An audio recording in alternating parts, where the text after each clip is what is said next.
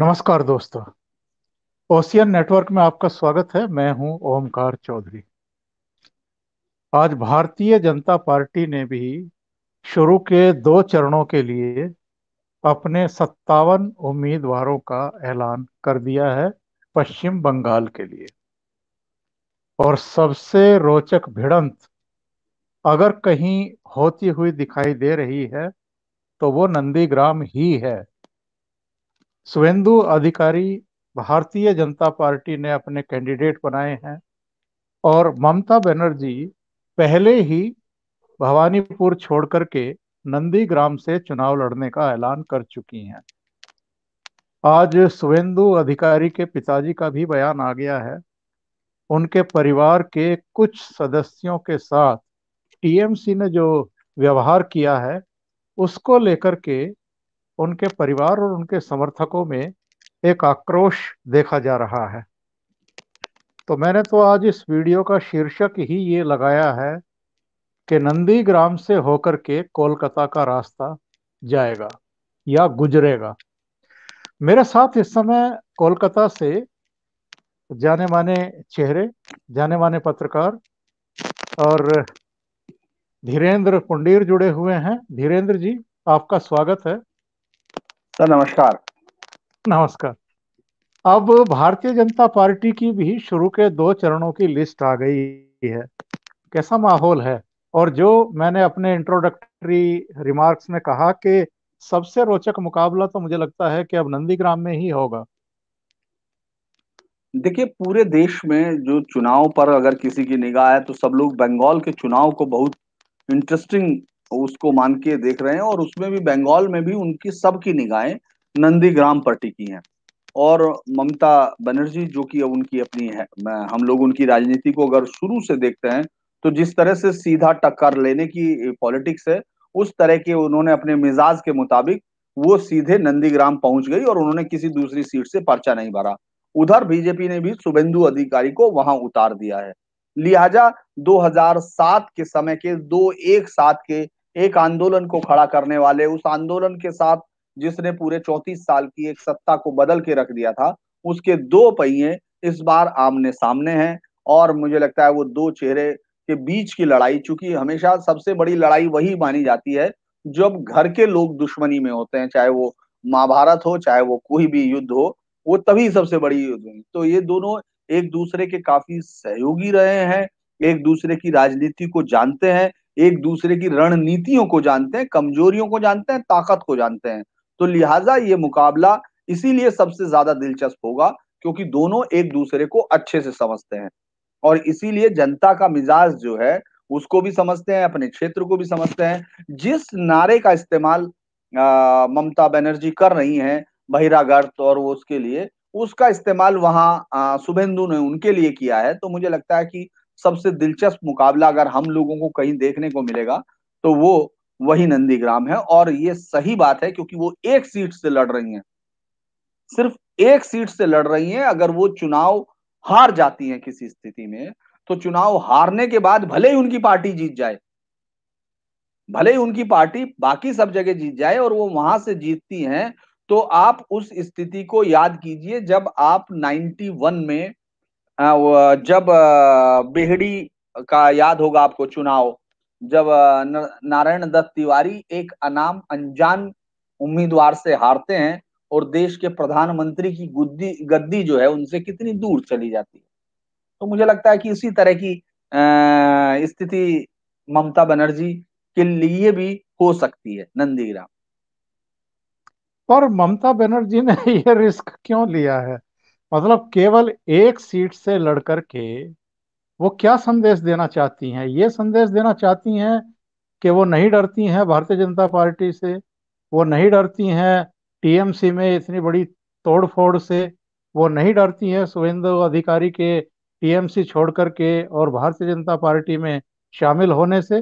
क्योंकि जब शुभेंदु अधिकारी टीएमसी छोड़ करके, ममता बनर्जी को छोड़ करके भारतीय जनता पार्टी में शामिल हुए थे, तब ये कहा गया था कि वो पूरा इलाका और बहुत सारी सीटें गिनाई गई थी कि इनके परिवार के असर में रही हैं और चूंकि नंदीग्राम और सिंगूर जो है वो दो प्रतीक घटनाएं थी, कहना चाहिए कि वाम मोर्चा के पतन के लिए और टीएमसी के उरूज के लिए। तो नंदीग्राम में ही जाकर के फिर से ताल ठोकना, और वो भी एक ऐसे नेता के सामने जो नंदीग्राम इलाके में, मतलब एक पूरा उनका परिवार जो है वो जाना माना है। शायद मैं अगर गलत नहीं हूं तो इनके परिवार से कई लोग राजनीति में रहे हैं और ठीक ठाक पोजीशन में रहे हैं। नहीं, इनके यहाँ से एमपी है, इनके यहाँ से विधायक हैं, ये खुद मंत्री मतलब वो उसके सबसे करीबी वो रहे हैं, मंत्री विधायक हैं, और ताकतवर विधायक हैं। 86% के वोटों के साथ सामने आने वाले, जीत के आने वाले हैं। और अगर आप नंदीग्राम जाते हैं, अगर हम लोग मैं एक बात जरूर बार बार कहूंगा कि हम लोग जो चीजें देख रहे हैं, वो चीजें जो बंगाल के बाहर के लोग हैं, जो बंगाल के बाहर बंगाल को समझने की कोशिश करते हैं, वो लोग इसके लिए जिस मीडिया का सहारा लेते हैं, तो वो मीडिया चीजों को किस तरह देखता है ये भी मायने रखता है। इसीलिए कई कई एनालिसिस एक साथ आपको सही और गलत लगते हैं। बहुत सारे लोग हम लोगों की इस चर्चा को सुनते हैं तो उनको भी थोड़ा अजीब लगता है। बहुत सारे लोग जो बंगाल में रहते हैं उनको लगता है कि वो बंगाल को इस तरह देख रहे हैं क्योंकि उनका अपना नजरिया होता है। लेकिन उन्हीं तमाम लोगों के नजरियों को अगर आप 2019 में देखते हैं तो वो पूरा उलट पुलट जाता है। तो मेरा कहने का मतलब यह है कि चीजें जब बदलती हैं तो उनको बहुत सारे एंगल से देखना होता है। ममता बनर्जी अगर वहां लड़ने जा रही हैं और अकेली सीट पर लड़ने जा रही हैं, तो लोगों के लिए, ये हम लोगों के लिए थोड़ा लगेगा कि ये आश्चर्य की बात है, क्योंकि वो अकेली सीट से लड़ रही है क्या बीजेपी। लेकिन अगर आप ममता बनर्जी की राजनीति को 84 से देखेंगे, अगर उस समय से देखेंगे जब उन्होंने कांग्रेस के युवा नेता के तौर पर अपनी छवि बनाई थी, और सोमनाथ चटर्जी जैसे जो दिग्गज हैं, जो हिंदुस्तान के उसमें भी जिनको दिग्गज कहा जाता है, हम लोग संसदीय उसमें देखते हैं तो इतिहास में वो एक बहुत बड़ा नाम है। जब वो लड़ती थी सामने, तो किसी को ये शक था, किसी को ये यकीन था कि ये जीतेंगी। यानी वहां से उन्होंने एक किसी भी नेता का पूरे उसमें, एक हम लोग जब इंडियन पॉलिटिक्स को देखते हैं गौर से, तो उसका ऑरा होता है, एक परसेप्शन तैयार होता है कि वो इस किस्म के इस तरह का एक्शन लेगा।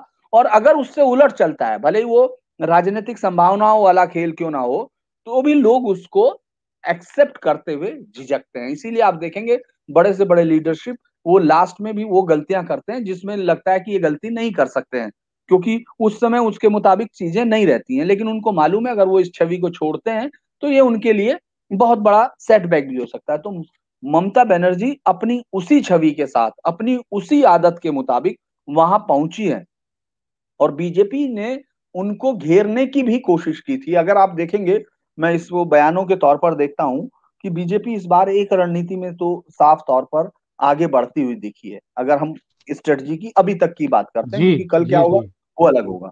एक चीज ये थी कि वो ममता बनर्जी को उनके गुस्से तक लाना चाहती थी, उनके गुस्से को, उनके इमोशनल थ्रेशोल्ड को ब्रेक कराना चाहती थी। तो उसमें वो कामयाब है, क्योंकि आपको याद होगा गृह मंत्री अमित शाह ने साफ कहा था कि अगर उनको ये है तो वो एक सीट से लड़े, अगर उनको इतना यकीन है तो वो नंदीग्राम से लड़े, वो उनसे लड़े। ये कई नेताओं ने आपके बयान दिए। और उसके बाद जब कल उन्होंने एक सीट से लड़ने की बात कही, तो आपके तमाम लोगों ने शुरू कर दिया कि साहब वो तो सीट छोड़ के भाग गई, भवानीपुर की सीट छोड़ गई उन्होंने, ममता ने पहले मैदान छोड़ दिया।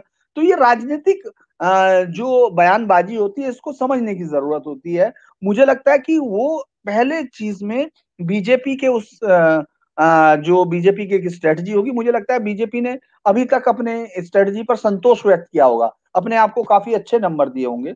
तो वो उस वजह से वहां लड़ने पहुंची है, क्योंकि उनकी ये बिल्कुल उनको लगता है कि वो उनकी छवि के मुताबिक है, उनके दर्शक, उनके जो समर्थक है उनको बहुत ये पसंद आएगा। नंबर 2, अगर हम जी। आप शायद कुछ कह रहे थे, आपका सवाल मैं सुनना चाहूंगा। नहीं नहीं, आप अपनी बात पूरी करिए फिर आगे बढ़ते हैं। जी जी। तो मुझे ये लगता है कि जब हम वहां जाते हैं नंदीग्राम में, तो नंदीग्राम को देश जैसे देखता है, मैं उसको अलग तरीके से देखने की कोशिश करता हूँ कि नंदीग्राम जो है, देश का मतलब ये नहीं कि तमाम देश, मेरा कहने का मतलब जो मीडिया से हमारा मतलब है, क्योंकि नंदीग्राम अब 2007 से बहुत आगे बढ़ गया है। आप जब नंदीग्राम जाएंगे, जो भूमि उच्छेद कमेटी बनी थी, तमाम चीजें बनी थी, उन तमाम लोगों के घर जब आप जाएंगे, जो 14 लोग शहीद हुए थे, मतलब एक बड़ी इंटरेस्टिंग बात यह है कि जिन किसानों ने अपना खून देकर एक मूवमेंट खड़ा किया, और मूवमेंट ने चेहरे का आकार लिया, है ना, चेहरा एक बना, और उस चेहरे ने फिर बाद में राइटर बिल्डिंग से 34 साल के चलते हुए एकाधिकार को तोड़ दिया, वो चेहरा हुआ ममता बनर्जी। लेकिन अगर आप उस जगह अब जाकर खड़े होते हैं, तो एक दूसरी दुनिया दिखती है। उन लोगों ने फिश फार्मिंग के रास्ते अपनाए हैं। आपको वहां प्रॉन फार्मिंग इतना बड़ा, मतलब मैं देख के हैरान था कि कितना बड़ा फार्मिंग वहां हो रहा है, बड़े लेवल पे फार्मिंग है। लेकिन अगर उनको सहयोग देने की बात थी, उनको 2007 के बाद उनको ये फील हुआ था कि उन्होंने अपने खून से इस बदलाव की कहानी लिखी है, जिसने ममता बनर्जी को राइटर बिल्डिंग के अंदर पहुंचाया, इस ताकत पे पहुंचाया। लेकिन बदले में उनको कुछ मिला नहीं, उनको ये लगा। और वहां अगर आप जाएंगे तो आपको दिखेगा कि किस तरह पोलराइजेशन का पूरा इम्पैक्ट वहां दिखाई देता है, पूरा इम्पैक्ट वहां दिखाई देता है। और बहुत ही इंटरेस्टिंग चीज आपको है कि वहां एक बड़ा, जब आप वहां से जाते हैं उस हिस्से की तरफ, जो जब आप उस रोड पर जाते हैं जिस पुल पर ये घटना हुई थी, जिस भट्टे के पास उन लोगों को मारा गया था, किसानों को, जो कि आज भी ये कहा जाता है माकपा के गुंडे थे, यानी लेफ्ट के गुंडे थे, उन्होंने पुलिस के साथ मिलकर उस समय फायरिंग की और उनको मारा था। उस जगह जब आप जाते हैं तो रास्ते में लेफ्ट साइड पे आपको एक बड़ा विशाल हनुमान मंदिर मिलेगा। मतलब जी। अभी बना हुआ है वो, अभी अभी बना है। उसमें मूर्ति लगभग 7-8 फीट ऊंची मूर्ति होगी। तो मैंने पूछा कि ये क्या है, मतलब इस तरह से नया। तो उन्होंने कहा कि ये सब नया बना है। हम लोग जय श्री राम के नारे लगाते हैं, हमको जवाब दिया जाता है, तो हमने इस रूप में जवाब दिया है कि हमने उनका यहाँ मंदिर बना दिया है। वो मेन रोड पे बना हुआ है, सामने ही आपको दिखाई देगा। ये कुछ नई चीजें हैं जो उस दौरान हुई हैं। उन लोगों को लगता है कि उनको ठगा गया है। और मैं ये कह सकता हूँ आपके इस प्रोग्राम में, क्योंकि ये प्रोग्राम अब यहाँ रहेगा यूट्यूब पे, और जी। उसके जी। बाद कोई हमको वापस दिखा सकता है कि धीरेन्द्र आपने उस दिन ये कहा था। और ये होना भी चाहिए, मुझे लगता है कि हम लोगों को इतना ट्रांसपेरेंट रहना चाहिए। तो मैं आपको ये कह सकता हूँ कि ये आसान फैसला नहीं लिया है, और मुझे लगता है कि ममता बनर्जी ने कुछ ज्यादा बड़ा जोखिम लिया है। ये ज्यादा बड़ा जोखिम है। अगर आप नंदीग्राम में घूम के देखते हैं तो आपको लग जाएगा कि 2,95,000 में से एक बड़ी तादाद, बहुत बड़ी तादाद, उनको लग रहा है कि 65 से 70 हजार वोट जो कि मुस्लिम कम्युनिटी के हैं, जो अल्पसंख्यक कम्युनिटी है, उनके वो वोट उनकी तरफ है। तो लेकिन उनको ये जो बाकी का समीकरण वो गांठने की कोशिश कर रही है, साधने की कोशिश कर रही है, मुझे लगता है उसमें काफी बड़ी दरार है। और शुभेंदु का जो ये आत्मविश्वास है, ये हल्का आत्मविश्वास नहीं। मैं ये पूछना चाह रहा था कि एक तो ममता बनर्जी ने सबसे पहले अपने सारे प्रत्याशियों का ऐलान कर दिया। ये एक उनका कॉन्फिडेंस भी कह सकते हैं, ओवर कॉन्फिडेंस भी कह सकते हैं, उनका दुस्साहस भी कह सकते हैं, या ये वो एक संकेत देना चाहती थी भारतीय जनता पार्टी को और वाम कांग्रेस मोर्चा को कि मैं, मेरे भीतर घबराहट बिल्कुल भी नहीं है, भले ही मैं 10 साल तक चीफ मिनिस्टर रह चुकी हूं। और दूसरी बात जो अभी आपने कही है कि एक बड़ा जोखिम लेकर के भी वो एक मैसेज देने की कोशिश कर रही हैं अपनी पूरी टीम के लिए भी, जो उनके साथ खड़ी है चुनाव लड़ने के लिए, झोंक रही है उनके लिए, किसी भी हद तक जाने को तैयार रहती है कि उसका मनोबल बना रहे, किसी भी तरीके से कोई घबराहट दिखाई ना दे। पर जैसा आपने कहा है कि बहुत बड़ा जोखिम ममता बनर्जी ने ले लिया है। अब जो मैं देख रहा था, जिस तरीके से 50 महिलाओं को टिकट दिए हैं, 42 मुस्लिम को टिकट दिए हैं, अनुसूचित जाति के 79, अनुसूचित जनजाति के 17 और 9 फिल्मी सितारों को उन्होंने, तो उन्होंने तो अपने पत्ते खोल दिए हैं। अभी भारतीय जनता पार्टी ने केवल शुरू के 2 चरणों के लिए अपने प्रत्याशी घोषित किए हैं। तो जाहिर है भारतीय जनता पार्टी, वाम मोर्चा और कांग्रेस का जो गठबंधन है, वो अब सोच समझ करके और शायद इंतजार करके भी, अगर अच्छे प्रत्याशी मिल जाते हैं जिनको भारतीय जनता पार्टी टिकट नहीं देगी या जिनको ममता ने टिकट नहीं दिया है, तो वो कैंडिडेट कहीं कहीं इनके लिए सिरदर्द भी साबित हो सकते हैं। तो क्या एक बड़ा जोखिम नहीं उठा रही हैं ममता बनर्जी? देखिए, नो रिस्क नो गेन, राजनीति में ये भी कहा जाता है। Calculated risk, calculated gain. तो अगर हम लोग उस गेन को देखते हैं तो ममता बनर्जी की ये स्टाइल है। मैं फिर बार बार कह रहा हूँ कि बहुत सारे लोगों को ये अजीब बात लगे कि मैं इस पे स्ट्रेस क्यों दे रहा हूँ, लेकिन मुझे लगता है कि जब भी आप किसी राजनीतिक उसको आयाम को देखते हैं तो आपको उस आदमी को जरूर देखना होगा जिसके इर्द गिर्द पूरी पार्टी खड़ी होती है, क्योंकि पूरी पार्टी का माइंडसेट उसी से निर्धारित होता है, उस लीडरशिप से तैयार होता है कि आपको किस स्थिति में किस तरह रिएक्ट करना है। और आप देखेंगे जिस तरह आपका लीडर होता है उसी तरह आपके जो समर्थक होते हैं उसी तरह बिहेव करते हैं। तो यहाँ ममता बनर्जी का ये स्टाइल है, वो बेधड़क। आपने देखा होगा मंच पर वो एक राष्ट्रीय पार्टी के अध्यक्ष को, जो देश की सत्तारूढ़ पार्टी है, अड्डा गड्ढा नड्डा या फड्डा इस तरह की चीजों का इस्तेमाल करती है। प्रधानमंत्री को वो जी। सीधे बोलती हैं। इलेक्शन ऑब्जर्वर के लिए वो कुछ कुछ शब्दों का इस्तेमाल करते हैं इलेक्शन कमीशन में। जो भी उनको ये सब दिखाना है कि वो परासत्ता है, वो एक परम स्वतंत्र हैं और उनको कोई भी चीज का डर नहीं है, व्याप्ति नहीं है उनको डर की। वो इस तरह की चीजें अपने इस समय ज्यादा कर रही हैं, क्योंकि ये समय वाकई उनको डरा रहा है। क्योंकि मेरे लिए भी आपने जो टिकटों का बंटवारा कहा वो ऐसा होता है, किसी भी पार्टी का ये होगा कि जो उनके विरोध में होंगे। लेकिन एक नई चीज आपको यहाँ देखने को मिलेगी कि जिन लोगों के टिकट कटे हैं, इतना ज्यादा जो लगभग विरोध, इतना बड़ा विरोध कभी बहुत ही कम हुआ है जितना इस बार देखा है। ममता बनर्जी के कैंडिडेट जो हमेशा इसी तरह वो टिकट अनाउंस करती हैं, अगर आप ये देखेंगे वही दिन चुनती हैं, वही फ्राइडे, वही स्टाइल, ये उनका स्टाइल है। तो वो, लेकिन आप देखेंगे इतना विरोध कि जो कैंडिडेट उन्होंने दिए हैं, गो बैक गो बैक, ये वहां बाकायदा बाजारों में कहा गया अभी कि कल से अब तक ये सब चीजें आ चुकी हैं। ये चीजें पहले नहीं थी, ये नया वो था, ये एक नया बंगाल है। और इसको ऐसे भी देख सकते हैं कि जो 34 साल में एक राज करने वाली मशीन थी, वो अगले 10 सालों में वही पार्टी जो दूसरी मतलब जिस तरह से उन्होंने पॉलिटिसाइजेशन किया एडमिनिस्ट्रेशन का और तमाम चीजों का, जिस डर का, जिस खौफ का एटमॉस्फेयर तैयार किया, वो 10 साल में भी टूटने की स्थिति में आ गया है। मैं ये नहीं कह रहा कि वो टूटेगा, मतलब टूट गया या नहीं, वो चूंकि जनता तय करेगी, हम लोगों का सिर्फ ऑब्जर्वेशन होता है। मुझे लगता है कि बहुत करीब है, बीजेपी ने एक मॉडल तैयार कर दिया, वो उसका जवाब दे रहा है।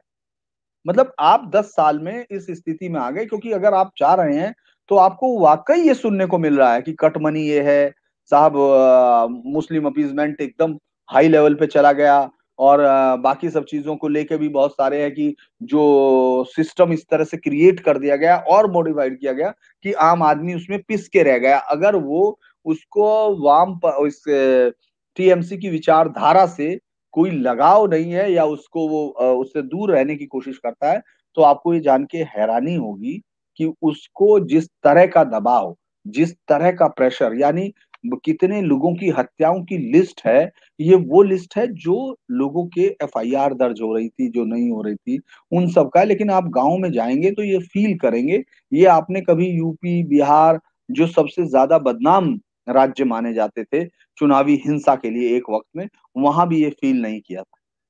हम लोग ये सुनते रहे कि गांव में किस तरह से जो अनुसूचित जातियां हैं उनको वोट नहीं डालने दिया जाता था, लेकिन डर वो भी नहीं होता था। वोट डालना अलग बात है, लेकिन उस डर को यहाँ फील करना, मैं ऐसे कई परिवारों से मिला हूं जो इस डर से गुजर रहे हैं, जिन्होंने अपने लोगों को इस चुनावी हिंसा में खोया। ऐसे वक्त में भी अगर ममता बनर्जी का वो डर, वो खौफ, वो पार्टी के खिलाफ खड़ा होना अगर दिख रहा है, तो मुझे लगता है कि ये एक बड़ा चेंज इस स्टेट की उसमें हो सकता है। और अगर प्रधानमंत्री नरेंद्र मोदी की कल की रैली की बात करें, भारतीय जनता पार्टी पूरा जोर लगा रही है। दावा किया जा रहा है कि 10 लाख से ज्यादा की भीड़ कलकत्ता में जुटेगी और ये पश्चिम बंगाल की अब तक की जो सबसे बड़ी रैलियां हैं उनमें शुमार की जाएगी। तो बीजेपी प्रधानमंत्री इसके जरिए क्या संदेश देना चाहते हैं, या एक हवा जो ऑलरेडी बनी हुई दिखाई दे रही है उसको आंधी में बदलना चाहते हैं? देखिए, मैं आपको एक बहुत बड़ी चीज मतलब जो मुझे महसूस हुई है वो शेयर करना चाहता हूँ कि ये पूरा जो बंगाल में बीजेपी की जो भी ताकत है, बीजेपी जो भी चुनाव लड़ रही है और बीजेपी जो भी हासिल कर रही है, वो प्रधानमंत्री नरेंद्र मोदी का हासिल है। इसके अलावा बहुत कुछ ये जो समीकरण हम देख रहे हैं, ये छोटे-छोटे समीकरण मिलके एक बहुत बड़ा परिणाम देते हैं। ये बात बिल्कुल सही है। एक जगह अगर 5,000 से किसी कैंडिडेट ने खड़े होके 5,000 से 7,000 वोट लिए थे और जीत-हार का अंतर अगर 5-7 हज़ार का था, तो उस कैंडिडेट के हटने से या किसी के समर्थन में आने से काफ़ी कुछ चीज़ें बदल जाती हैं। ये समीकरण सीट बाय सीट होते हैं। लेकिन जो एक ओवरऑल पिक्चर होती है, वो अगर आप जाकर देखेंगे, मैंने जिन-जिन इलाकों में घूमा है, जिन-जिन ग्रामीण औरतों से बात की, मतलब यहाँ थोड़ा-सा जब आप गाँव के अंदर चले जाते हैं, जो थोड़ा अंदर की तरफ हो, मेन रोड से अगर वो 25, 30, 40 किलोमीटर अंदर चले जाते हैं गाँव, तो वहाँ जी आपका जी। भाषा का थोड़ी दिक्कत आती है। लेकिन जब आप वहाँ उनसे समझने की कोशिश करते हो, आपको ये जान के हैरानी होगी कि प्रधानमंत्री नरेंद्र मोदी यहाँ लोकप्रिय नेता हैं और पूरे मतलब इतने लोकप्रिय हैं कि यहाँ के लोकल के नाम बाकी के कोई जानता नहीं है। मैं उनसे अगर दूसरी बातें करूँ, दुबे शुभेंदु हैं, वो है तो ये एक एरिया है, उनके बारे में जान पहचान है, ये है। लेकिन आपको किस आदमी पे यकीन है? तो उनको सबसे ज्यादा यकीन किस पर है? उनको प्रधानमंत्री नरेंद्र मोदी पर यकीन है। फिर जब किसी उनसे पूछा जा रहा है, महिलाओं से या वो किया जा रहा है, तो वो उनको याद है, उनको सिलेंडर मिल गया है, मिल गया है। उनको उज्ज्वला मिली, उज्ज्वला का या जो सिलेंडर है वो, तो साथ ही साथ उनको जो पैसा जो आया था, जो अकाउंट में पैसा डला था, वो भी याद है। और महिलाओं के लिए इस इलाके में ये बहुत बड़ी चीज है कि उनको प्रधानमंत्री नरेंद्र मोदी, उनको ये मतलब मैसेज साफ है। पार्टी ने भी एक चीज मतलब यहाँ जो एक स्ट्रेटजी हो सकती है वो सोची समझी थी या नहीं, ये तो वो जानेंगे। लेकिन किसी ऐसी लीडरशिप को वो ऐसा कनेक्ट भी नहीं करने की कोशिश की, क्योंकि जो उभरा भी नहीं, इन्होंने कई सारे चेंज किए लेकिन वो उभरा भी नहीं। लेकिन उसके बाद भी अगर आप जाके देखेंगे, प्रधानमंत्री नरेंद्र मोदी का सीधा कनेक्ट है। अब आज जिन जिन इलाकों में मैं गया, आपको बता दूं, ये बीजेपी कार्यकर्ताओं की, बाकी सच क्या रहा और ये जो मैं बता पा रहा हूँ, ये जो कार्यकर्ताओं ने हमको बताया उसमें कितना सच्चाई है, वो कल सुबह आपको 12-1 बजे तक दिखना शुरू हो जाएगी। लेकिन जी जी। आप ये सोचिए कि आज बसें नहीं थी, मतलब जहां-जहां लोग मांग रहे थे बसें, किसी कमेटी ने 10 मांगी, 20 मांगी, तो वहां उसको 5 या 7 दे पा रहे थे। लोग अलग-अलग गाड़ियां कर रहे थे। महिलाओं का कहना था कि वो देखने जाएंगी, हर हालत में जाएंगी। कुछ गाँव में मैंने ये जब मैं गया तो उन लोग, वो ऐसे गाँव थे जो हिंसा प्रभावित रहते हैं या वो रहते हैं। वहां उन्होंने कहा कि टीएमसी के लोग उनका रजिस्टर मेंटेन कर लेंगे और उनको कोई चीजें नहीं मिलेंगी अगर ये होता है। लेकिन इसके बावजूद वो रैली में जाएंगे। यानी रैली का जो माहौल है, जो माहौल तैयार करने की कोशिश की है बीजेपी की तरफ से, बड़ी कलरफुल रैली होगी। अलग-अलग ब्लॉक्स में वो अलग-अलग बाकायदा ये कोशिश की है इन लोगों ने कि पूरे बंगाल के हर जिले से वो रिप्रेजेंटेशन आए, वो अलग दिखाई दे। न केवल आए बल्कि वो अलग आकर दिखाई भी दे। उस रैली के लिए बहुत सारी तैयारियां हैं, बहुत सारे लोग हैं, रैली के जो संयोजक हैं वो अलग-अलग लोगों से कोऑर्डिनेट कर रहे हैं, कंट्रोल रूम बने हैं, जो अमूमन होते हैं। लेकिन यहाँ सबसे बड़ी बात यह है कि लोग इस समय लग रहा है, क्योंकि अभी थोड़ी देर पहले लोग दिखने शुरू हो गए थे कि वो आने की तैयारियां शुरू कर रहे थे। अलग-अलग जगह से गाड़ियां चलेंगी और सुबह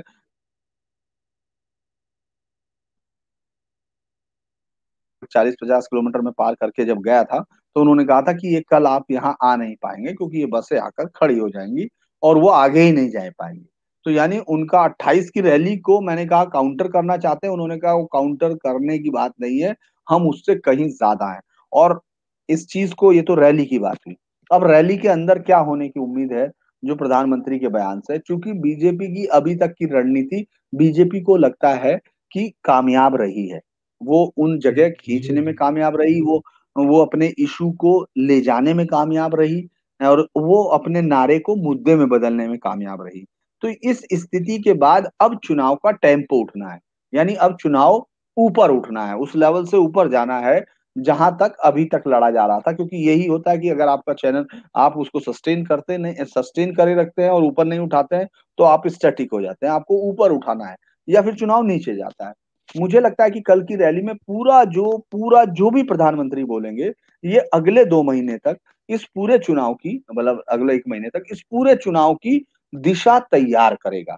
कल वो जो बोलेंगे, वो सिर्फ अपनी पार्टी के लिए नहीं बोलेंगे, वो विपक्षियों के लिए बोलेंगे। और आप देखेंगे शाम तक प्रधानमंत्री के कुछ ऐसे बयान पर इस तरह के वो आएंगे जिसमें मजबूरी हो जाएगी, मतलब विपक्षी पार्टियों की। और यहाँ तो टीएमसी सत्तारूढ़ पार्टी है, कांग्रेस वाम का जो गठबंधन है, आप शाम तक उनके बयान देखेंगे, उन बयानों पर जवाब देंगे। यानी वो तय करके चल रहे हैं कि मुझे ये बोलना होगा और ये जवाब आएगा। तो मुझे लगता है कल की रैली कम से कम बीजेपी के इस चुनाव के लिए सबसे अहम रैली होगी। हालांकि प्रधानमंत्री 20 रैलियां लगभग करेंगे, लेकिन कल की रैली के मुकाबले कोई रैली नहीं होगी, इस बात को लेकर मैं श्योर हूं। हर राज्य में वो एजेंडा सेट करते हैं अपनी पहली रैली से। एक बात मैं ये पूछना चाह रहा था अंत में कि मुकाबला सीधा है, या वामपंथी और कांग्रेस और सिद्दीकी का जो तीसरा फ्रंट कहा जा रहा है, वो कोई तीसरा कौन बनाने की स्थिति में आ भी पा रहा है या नहीं आ पा रहा है? देखिए, अभी तक तो जिन हिस्सों को हमने देखा है उसमें वहां कोई कांग्रेस या लेफ्ट पार्टी का कुछ दिख नहीं रहा है। उनकी टिकट की सूची भी जारी हुई, उस पर भी कोई चर्चा नहीं कर रहा है, कोई उस पर बात करने को तैयार नहीं हो रहा है। तो मुझे लगता है कि वो आम जनता अब उसको एक पिछला भूला हुआ अध्याय मान चुकी है। यकीनन कुछ कुछ सीटें उनको मिल जाएं वो अलग है, व्यक्तिगत तौर पर उनका जो प्रभाव क्षेत्र होगा या फिर उस इलाके में उनका जो व्यक्तिगत लीडरशिप उतनी ज्यादा वेल कनेक्टेड होगी, वो उनको दे दे तो अलग बात है। लेकिन मुझे लगता है इस चुनाव में अब सब लोग ये मान चुके कि सिर्फ दो में ही फैसले करने हैं, और बाकी फैसला अगर होता है तो वो अलग तरीके से होगा। तो मुझे लगता है कि एक बड़ी चीज बहुत बहुत धन्यवाद धीरेन्द्र पुंडीर जी, आप जुड़े और आपने जो कल रैली होने वाली है और जो एजेंडा सेट करने वाले हैं इस विधानसभा चुनाव का प्रधानमंत्री नरेंद्र मोदी, उस पर भी प्रकाश डाला। और जो इस समय दीदी की रणनीति है, या भारतीय जनता पार्टी ने जो चक्रव्यूह तैयार किया था दीदी के लिए, उसमें अगर वो उलझती हुई फंसती हुई दिखाई दे रही हैं और फिर भी आत्मविश्वास शो कर रही हैं, अपना जो उनका सियासी कैरेक्टर है उसके ही अनुरूप, इन सब चीजों पर आपने बहुत विस्तार से प्रकाश डाला और हमारे दर्शकों को बहुत नवीनतम जानकारी कोलकाता की और पश्चिम बंगाल की दी। धीरेन्द्र जी, अगेन आपका बहुत बहुत धन्यवाद जुड़ने के लिए। Thank you so much. शुक्रिया सर, आप सर। थैंक